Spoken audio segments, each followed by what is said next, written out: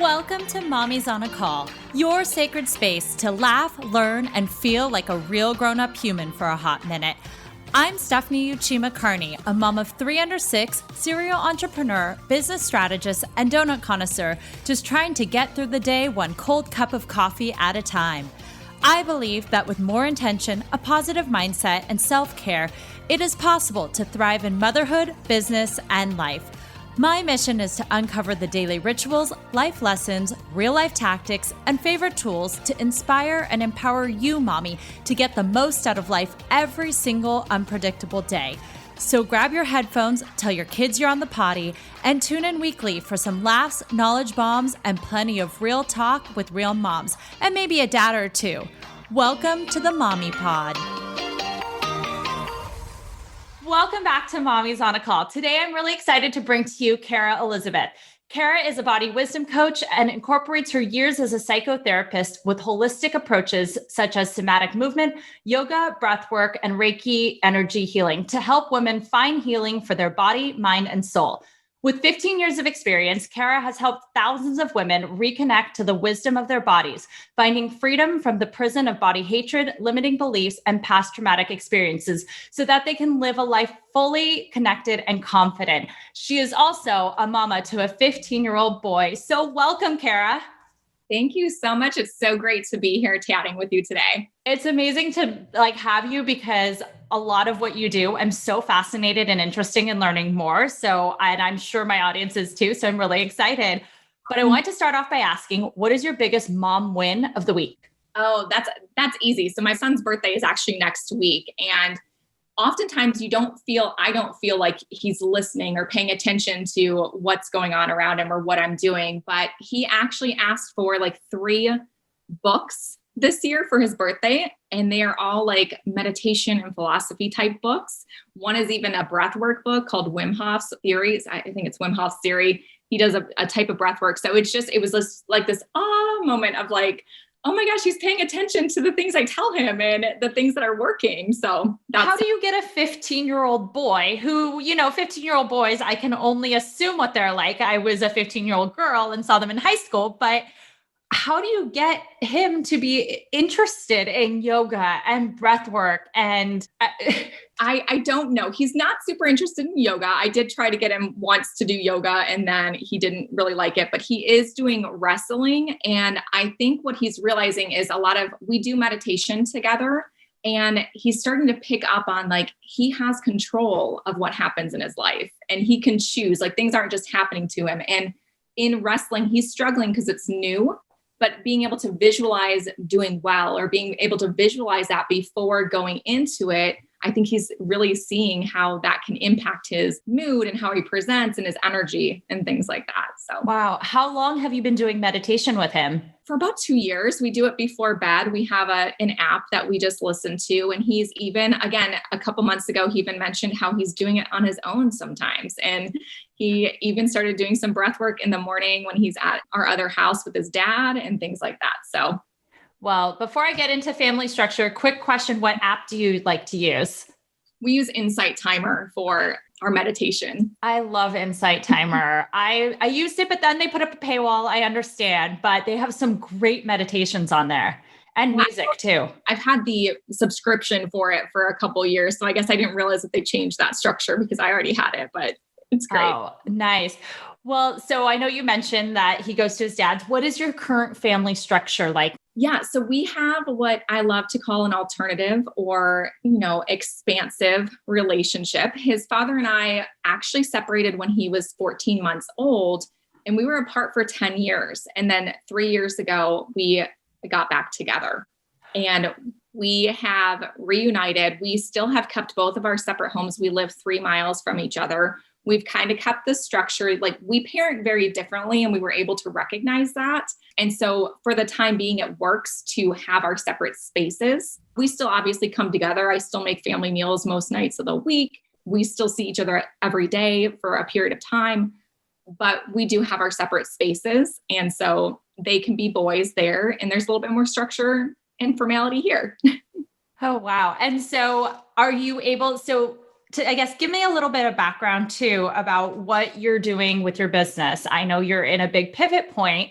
So where were you before and where are you now? Absolutely. So I've spent the last 15 years in the mental health field. In the last about 5, I was in private practice, either working under somebody else's private practice, and I opened my own about 4 years ago as well. So I was doing work with women, and my background is really on women with eating disorders and body image issues, which is all revolving around trauma. So a lot of women with trauma. And while that was fulfilling, that was the end goal to what I had set out to do years ago when I started my education. I got there and I didn't really feel happy. Like I was going through the motions. I should have been really ecstatic. Like I hit my goal, but it wasn't really meeting my needs. It wasn't really fulfilling me. And I started to really explore that and expand that. And what I realized is there were still so many rules. There was still so much structure around what I could or couldn't do based on my licensure. And so really being able to break free from that was a very healing part of my journey. I had to really go deep and do a lot more of my own personal healing. Once I realized I'm just doing what I was told to do was the next step rather than doing what really felt right for me. And so I actually closed my private practice completely in December. And December 2020? December of 2020, yes. Wow. And I actually began coaching last January, so January of 2020, but I closed my private practice officially in December and then went full on into body wisdom coaching. And this allows me to expand what I do beyond just therapy to include energy work, mental mind, emotional mind, and physical body into everything. And so I guess going back a little, what opened your eyes? I know you said you were unhappy, but people seek it out in different ways. Were you always into Reiki? Were you always into this kind of alternative space? And if so, what inspired you to get involved? I have always known about yoga. So yoga was a very healing journey for me from the time I was a teenager. I've always knew that there was healing in that body. Reiki had started to enter my awareness through other people around me talking about it, but I hadn't really felt called to do it until about 2 years ago and really explore and travel into the energy field because I was very science-based. I was very much academic. It was very structured. Again, that was my upbringing. Like you go from step A to B to C. And there wasn't a lot of this talk of energy. Like in yoga classes, I would hear about it and I would feel it, but I really started my intuition and my consciousness really started to attune to energy and I felt called to it. So I started to explore the energy and explore a meditation practice called Yoga Nidra, which is used for healing trauma and really just opening up those doors. And as I started to open these up, as I started to do these trainings and things like that, more came into my field of vision and more awareness of, there's so much more growth that can happen, so much more healing that can happen beyond just how they taught me to do. A lot of moms out there might not be as familiar with Reiki or energy healing, and they might think of it as that's so woo-woo, whatever. I'm just going to a doctor, I go to a therapist, I go to whoever that is. I love that kind of stuff, but can you give a little bit of context about what is it all about and why is it not just this woo-woo kind of thing, especially coming from your background? You see the science side, but then you also have this. So I want from someone from a, medical background here to tell us, why is energy healing so great? And what is Reiki all about? Absolutely. So I like to start with the kind of the example of, when you walk into a room of people and you can instantly feel the tension, or when someone walks in the room and they are instantly attracted to them, everything else around is gone. And you see this person and they're I don't know, just emanating light or just so magnetic. That's the energy. Just like in a family, family holidays, right? Sometimes you can cut the tension with a knife, right? That's energy that we're feeling. And it's all around us and we are all energy and everything around us has energy. And that's what Reiki is it's really tuning into that life force energy that's universal and helping us to be able to open ourselves and our body to tapping into that regularly and knowing that we can shift the energy that we're in without anybody else or anything else. We have that power to do that. And so Reiki energy healing is really harnessing that life force energy within us and using it for our growth or healing or just projection into the future. And so you use that a lot on trauma. Do you also work on it with yourself to heal anything with yourself? Oh, absolutely. I do about an hour to an hour and a half of Reiki on myself every morning before I get out of bed. Wow. So what does then your morning routine look like? So my morning routine, it depends on if I'm driving my son to school that day or not. But on a typical morning, like this morning, I did about 4 hours for a morning routine. And so not everybody has that ability, but I wake up pretty early. And before I get out of bed, I do and what's early, by the way? I have an alarm clock, but it's not a ringing. It's one of the light ones that like brightens. Right. Yeah. It's a softer awakening. So 4:45 is generally when that starts to wake me up. Okay. So I do that in my room. I'll do in the mornings when I drive my son to school. I'm obviously doing it for about a half an hour, 45 minutes, depending on when we all wake up and things like that. But I'll do Reiki, and then I'll come downstairs and I'll move my body. And that typically right now looks like I'll do a couple songs of dancing just to kind of up the energy. And then I'll do some yoga or some stretching, whatever my body's feeling called to do. And then I do meditation and journaling, and then I walk my dog. And so all of that can take, 3 to 4 hours, or it can take an hour and a half. It just depends on how much time I spend in each area. Do you have a specific journaling practice you do? Like some people do morning pages, some people do different ones.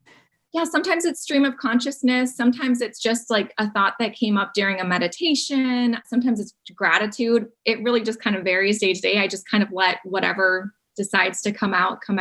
But I would always suggest starting with gratitude if you need to start somewhere. Exactly. I was going to say starting your day off so positively helps to frame the rest of your day. It's like you get started on the right foot. It's like, instead of saying like, oh, I woke up on the wrong side of the bed, it just really helps to ground you and go forward. So I was actually curious. So you said you closed your business in December of 2020, so recently, and you have a 14-year-old son. What made you make that leap of faith that you're like, I had a stable practice, I had clients, I had a stable income? There are a lot of moms out there who would say like, great, but I mean, you're technically a single mom doing this. What made you take that leap? How did you structure it so that you knew once you did it, you'd be okay? Yeah. So first, to really clarify, there's not anything single mom about me, to be honest with you. Because right now my partner really is financially supporting me, and one of the houses is paid off, so it's a non-issue, but that was a big part. Well, I knew that I would be closing my business. I actually knew 2020 was going to be the last year with my private practice. I didn't know exactly what that looked like because I had the building for my practice for another year. It wasn't going to expire until 2022, but COVID hit and it was like, you're done. Like, here you go. Like, you've been thinking about this, you've been toying it, you haven't taken the leap. So I'm going to take the leap for you. And so we were all working at home anyways, which had never been in my mindset for therapy to work on the computer, but it was really working. My clients were really making progress, even though we were online. And I was like, oh, this is a possibility. So I began to talk to the landlord about finding a new tenant, which we finally did in September. And I was like, okay, so we're out of the lease. That's great. And it just stopped fitting. Like, it really didn't feel like the right time. And my partner's business in 2020 actually exploded because he owns and operates a landscape design company, and everybody's at home. So everybody wants their backyard. Nice. So there's been a lot more business in that. And we just talked, and it's just like, he's like, just do what you got to do. Like, I'll help you. I'll pay like the mortgage. It's fine. Don't worry about it. So I do have that very much financial support, along with savings for myself and along with clients I still have in coaching. Is I'm not bringing in as much as I was with my practice, but I'm loving what I'm doing, and I'm so energized when I'm doing it, and it feels so aligned that it was just the right time. Right. And because you already started getting some clients and things like that, you saw that it was working. It wasn't like crickets or, zero income. Yes. And the other part of that too is with school. So with my son, school being online, I needed to be home more. Right. He needed more help. Like, he is a 14-year-old boy that doesn't do online learning very well. So thank goodness they're back in person. But I was really needed at home to monitor and to ensure he was passing. I mean, because freshman year, it's his freshman year in high school. Yeah. That's hard to start online and be in this crazy situation and trying to figure out high school life. Like I remember being in high school, it was not a fun transition and I wouldn't go back. So I was needed more at home to help ensure that he was getting through that transition. I actually want to ask, you said he's back and high school's back. How is that going? Because I'm here in LA and we are not, I mean, my oldest is 5 and he's in kindergarten. So it's a little different, but our middle and high schools are not back at all, even the private schools. So how is that going? It was a difficult decision. We had the option to stay online. They were hybrid for most of January and then went back full time in February. I dropped him off. I remember dropping him off at school the first day they were back and feeling like I just sent my kid into a cesspool of germs.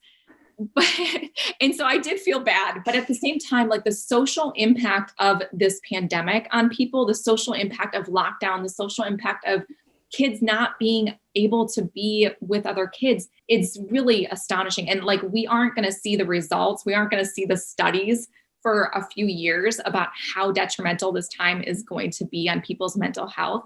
So I had to make that decision. Like my son was struggling with in-home, like online learning. I needed to say, okay, you know what? Chances are you might get it. We might all get it because we're sending you to school, but it's better than you sitting here on video games all day and not doing your coursework and not seeing your friends. Like we had to make that decision, and every parent has to make the right decision for themselves. But for my son, it was right for him to go back.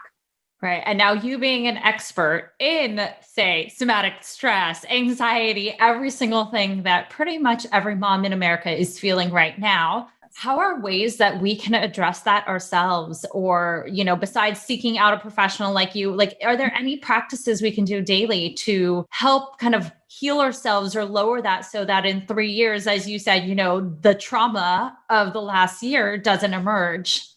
Absolutely. The biggest thing I can say is move your body and listen to it. So this month, I've actually added some listening to podcasts while I walk, but for the most part, I walk outside in the sunlight without my headphones, without my phone even with me, really feeling my feet on the earth, really feeling the sun on my skin, really listening to, okay, what is hurting in my body right now? So moving your body every day is going to be an absolute must, because what happens is trauma finds a place to live in our bodies. And if we aren't able to shift it out, it just stays there and builds up tension and stress and pain. So being able to really listen to your body, if you are experiencing pain, spending a few minutes like breathing into that area and ask it, what do you want to tell me? And see what comes up, being open to hearing what your body has to say. Because oftentimes something will come up and it may not make sense to you. You may not understand, or you may be like, oh, I thought I let that go. But that's a really good indication of what's still being held in your body. Do you suggest like touching that place? Like, do you suggest like, how do you listen intuitively to that? Because a lot of times I'm like, my neck really hurts. Like my neck hurts at the base of my skull, like I went to PT, I did things, but it's like, I'm like, oh, it always hurts. It's probably because I'm holding the baby or whatnot. I make excuses about it. How can I listen to that area and try and hone in and figure out what really is it all about? Absolutely. And so finding a comfortable place to sit down and first bring your energy into the space and into the moment. So rather than thinking about the PTA or the holding the baby, just being able to sit and really connect to your breath, connect to your body. And then maybe it is holding on to the back of the neck and saying, okay, so I feel you. I see you. I hear you. I know you have something to tell me. I'm listening. I'm open to hearing what you have to say, or I'm open to feeling what you're feeling. And whenever you're ready, whenever you feel safe, I'm listening. Because a lot of times our body doesn't really trust us. We've ignored it for so long. So it's not going to willingly give up that information. It's continually having that practice of, I'm listening. And, if you don't hear anything, okay, I understand, maybe tomorrow. But really having that compassion to, rather than being frustrated with your neck hurting, saying, I know you have a reason. I know you have something to tell me. And I'm open when you're ready to tell me. Oh, that's great. So the first step, kind of try and move your body so you can listen to your body. Any other things? Yeah, I would just really say most moms are such givers. And that's that's basically the definition of mom. But knowing that it's okay to receive. And actually, we need to be willing to receive help, receive love, support, whatever it is from partners or families. So rather than constantly having to do and be the end all say all of everything in the family, asking for help, asking for support, and being willing to say, hey, I need some time. Can you put the kids to bed or give them a bath? I need to go outside and breathe or take a walk or anything like that. So really honoring the fact that you don't have to do everything. Yeah. So tell me a little bit more about this new chapter of your life. And you said, you didn't like the structure of before, but you really want to move into more of this energy and stuff. What kind, and before you were working with more, you said women with like eating disorders and things like that. What type of women or not men, who are you working with now? Kind of what are you working with them on? And like, how is that, I guess, walk me through. I don't know much about kind of somatic stress. I don't know much about like trauma and things like that. And so I'm really curious at this sort of practice. Yeah, great questions. Don't worry, you don't need to know everything.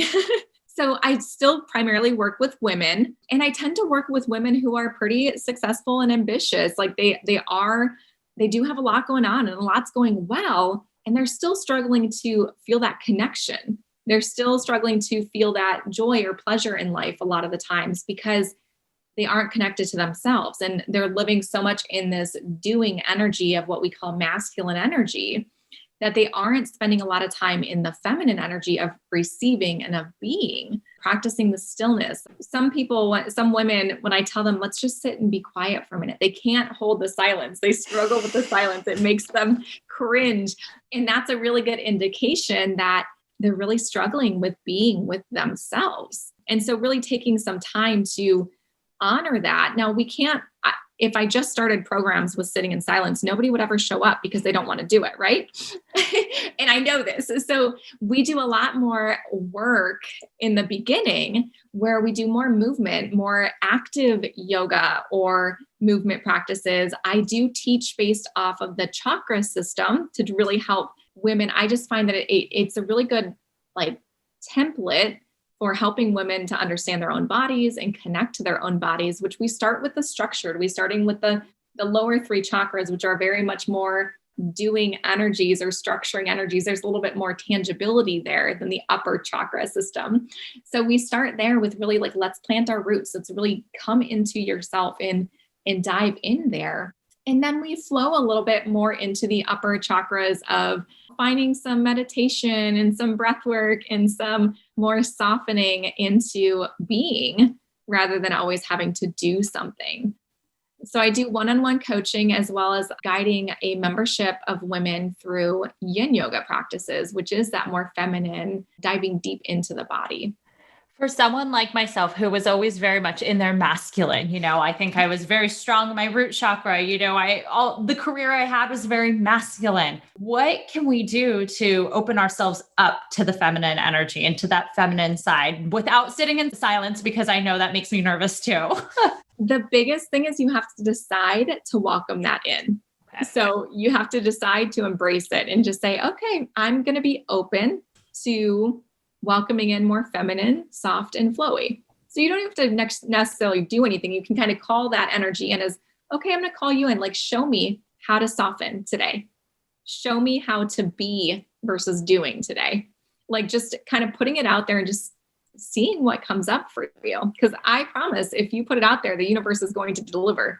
I was going to say my 2020 word of the year last year was supposed to be surrender. And I didn't listen to it until, of course, COVID slapped me in the face and was like, nope, You're not going to do anything. You are going to surrender. Luckily, knock on wood, I haven't gotten it, but at least the pandemic forced me to take a step back. And so it's interesting how the universe kind of corrects you. Yeah, you put it out there, you put surrender out there and you weren't doing it. So not to say you're blamed for the pandemic, but well, no joke. I was in the hospital 3 weeks ago. I had to have an emergency surgery and my ovary twisted. I had cystic tumors that I didn't know about, which developed really quickly because I just had a baby a year ago. And it was interesting because I went to a physical therapist and because I was having some pain and I thought pelvic floor, obviously, like I've had 3 babies in 5 years. And she's like, do you ever journal? I'm like, no, I like don't have time to journal. And she's like, you're holding a lot of frustration. And I was kind of like, yeah, okay, sure. I'll journal, but that's BS. Something's wrong with me. Something actually was wrong with me, but I think it's a mixture of two. It was like a sign that I needed to focus on that area. So Absolutely. Absolutely. And the pelvic floor, the pelvic area is our sacral chakra, and it's all about feminine energy. It's all about fun and creativity and water and flowing. So if you're not flowing in that area, it's going to have some issues. interesting. And then now I want to switch to the moon stuff because going from psychotherapy to all of a sudden now hosting like moon circles and things, like to a lot of people out there, they're like, whoa, this is real woo. What got you interested in this? How does this help us in life to like look at moon cycles? Why should that be part of our life? Yeah. So how it came into my life is, again, as I started opening the doors and as I started being receptive to the energy work, receptive to alternative healing or holistic healing or woo, whatever you want to call it. Again, things just started coming in, opportunities just started coming in, and connections just started coming in. And when I was full on in therapy, like years ago, when I was working in treatment centers with adolescents in particular, like we would all joke as, oh my gosh, it's a full moon, man, crazy is going to happen. Like it's going to hit the fan, all of this stuff. So it was always kind of like lingering outside of like the realm. But as I started to really learn about energy and the energy system and all of those things, like moon stuff came into my awareness. And again, it's, you either believe it or you don't, and that's going to change everything. But as I started to open it and just being curious about it was the thing that I did, is just being curious. Okay, how does this affect me? Like, how can I track the moon cycles and my personal cycle and my life cycle and things like that? I really began to recognize, oh, this isn't just all crap, right? This has some science behind it too. And the moon governs like water and things like that, the tides, the ebbs and flows of the tides. And our bodies are primarily water. And so it makes sense that that energy would also affect our energy and our bodies and things like that. So I'm not here to make anybody believe the moon cycles or follow it or anything. If you feel called to, you'll learn more about it and you'll be drawn to it. If you don't, you won't. And that's okay. Everybody has their own thing. For me, it's really supportive. And the new moon, like today is a new moon when we're recording this, at least, is all about setting intentions and manifesting new dreams. And so if the only thing you believe about the moon cycles is, okay, once a month, I'm going to set some new dreams and intentions for my next month, great. And once a month on the full moon, I'm going to work on releasing old patterns or habits. Awesome. Whether it's on the full moon or not, you do you. Do you suggest on the new moon that, we journal about these intentions? Like, how can we go about using the moon's energy and using that to set these new intentions on what we want to do? Absolutely. If you are feeling called to that, on the new moon, sit down and do some meditation, do some quieting of the body, quieting of the mind, and really start to practice imagining or envisioning what you want the next month to look like for you, and dreaming big. The universe doesn't like limitations. The universe will respond to that. She'll give you what you ask for. And if it's only a small little goal, then you're limiting yourself. So being limitless like the sky, and allow yourself to journal like, this is my intention for the next month. And maybe it's a word or a phrase. And here's the next step I'm going to take towards that. Or here's what I'm going to manifest is a deeper connection to my body or a deeper connection to my relationships. So sitting down and creating some sacred space to do that journaling, as well as on the full moon, journaling about what you want to release and let go of. I love, because you said something, the universe likes the specificity of things, kind of. So like to dream big, but almost be specific a little. And so I laughed because I said I was in the hospital. I had been saying like, I need a vacation. I need a day, 24 hours with no kids. Like, I just want a time to myself, but I wasn't very specific about it. And then I ended up in the hospital with no kids for 48 hours or more. And I was like, this is not, universe, what I was trying to manifest. Not exactly in line. And I feel like the universe is like, well, you should have been more specific then. Yeah. But it's crazy. Absolutely. And being a little bit more specific, but also being open and expansive. So give me this or something better, like something bigger. So yeah, but it all works out. You got a couple days without the kids, I guess. In pain and in surgery. But, if anyone's like interested in learning more, like what resources did you go to, or what resources do you suggest for people who may be interested in learning a little bit more about energy, like, Energy 101 or like Moon Cycles 101, like where are great places or resources they can look to? If there's a yoga studio nearby, I would always recommend. There's usually a lot of offerings at a yoga studio nearby. The internet is an amazing place for a lot of good information as well as a lot of misinformation. So being really cautious about all of that, and also knowing that there are so many different opinions about all of this that sometimes they're going to contradict, and that's okay as well. But if you want something local, I would say checking out your local community yoga studio, or follow me online, follow other people online, and start asking questions, making connections. Well, that's actually going to be one of my wrap-up questions. But before I get to telling me where we can find you online, I wanted to ask, what is a superpower that you gained once you became a mom that makes you better in either business, life, or at all? The ability to be flexible and adaptable. When I was much younger, I was very, again, rigid, very black and white, very perfectionistic. And, having a kid, like, your dishes are not always going to be cleaned, and that's got to be okay. And so being able to adapt to the kid who ends up like projectile vomiting in the back seat when you're on your way to an appointment or something like that, just being able to really be adaptable is life changing, because change is the only constant in life. And so if you have this expectation for things to turn out one way, you're going to really struggle, because life likely won't turn out that way. Well, on that note, I'm excited to see what you do in your next adventure, and congrats on all that. Where can we find you?